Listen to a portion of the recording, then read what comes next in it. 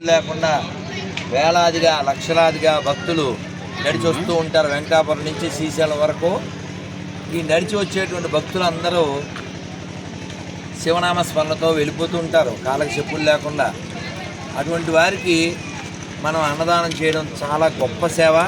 అలా చేయాలని ఆలోచన వచ్చి ఇది ఎన్నో సంవత్సరం, 5వ సంవత్సరం.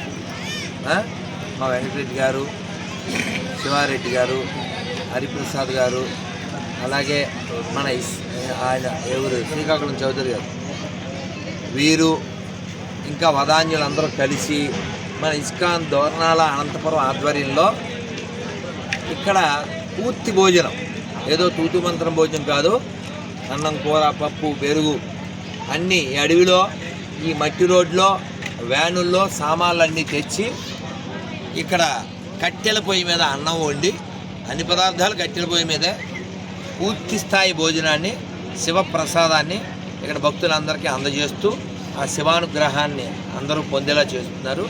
ఇటువంటి కార్యక్రమాలు చేయడం అనేది మన ధర్మంలో అది మనకి స్వాభావికం. అది పూర్వం నుంచి మనకి నేర్పారు, అన్నదానం మహాదానం. కాబట్టి ఇలాంటి కార్యక్రమాలు మనం చేయాలంటే మన క్షేత్రాలు ఉండాలి, మన క్షేత్రాలు బాగుండాలి.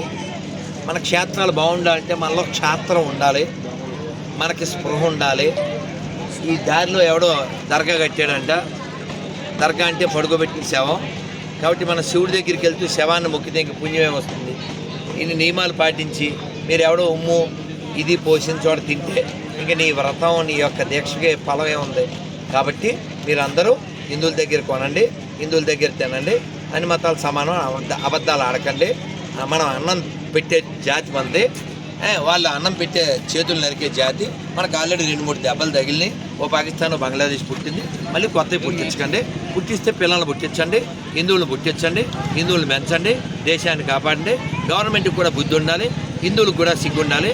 ఎందుకంటే మనం డబ్బులు పట్టుకెళ్ళి హుండీలో దండిగా వేస్తే ఆ డబ్బులు పట్టుకెళ్ళి ఆ జాతరకి వేస్తారు. మనకేమో స్పెషల్ బస్సు, స్పెషల్ దోపిడీ. తెలుసు, మన దేవాలయాలు మన పండగలప్పుడే దోపిడీ, మళ్ళీ సొల్లు కబుర్లు. అన్ని మతాలు సమానం ఎందుకు అవుద్ది? కొత్త చెప్పులు ఉన్నాయి, అబద్ధాలు ఆడకండి. అర్థమైందా? కాబట్టి అన్ని మతాలు సమానం అనేది పచ్చి అబద్ధం. సెక్యులరిజం అనేది జోకు, దాని ఉందని భ్రమించేవాడు పోరంబోకు. అందుకని హిందువులారా, ఈ దేశాన్ని కాపాడుకోవాలి. ఇది సత్రం కాదు, ఇది హిందుస్థానం. భారత్ మాతాకి హర హర. Thank you very much. Big స్టోక్ టు బిగ్ టీవీ.